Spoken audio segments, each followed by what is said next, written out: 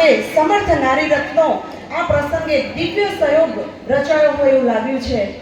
સૂર્યની આભા અને જળબુંદીથી રચાતું 7 રંગોનું ઇન્દ્રધનુષ એક જ સમૂહમાં શક્તિમાં અહીં ઉદ્ભવિત હોય એવું લાગી રહ્યું છે.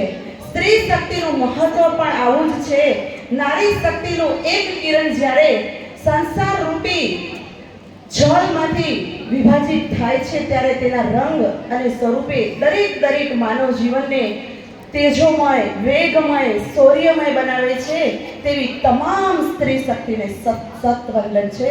તમામ સ્ત્રી શક્તિને સત વંદન છે. હવે આપણી વચ્ચે આપણે ક્યારના રાહ જોઈ રહ્યા છીએ એવા વક્તા આપણી પાસે મોજૂદ છે. હવે શા કરીએ વિચાર આપણે અને એમને સાંભળીએ.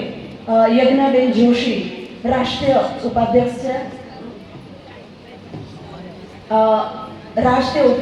છે. એમને અહીં હું હૃદયથી આવકારું છું. એ પીએચડી થયેલા છે.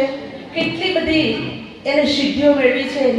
નારી રત્ન જેવા વિશેષ કેટલાય સન્માનો એમને પ્રાપ્ત કર્યા છે. એવા ડૉક્ટર યજ્ઞાબેન જોશી આપણને પ્રાપ્ત થયા છે.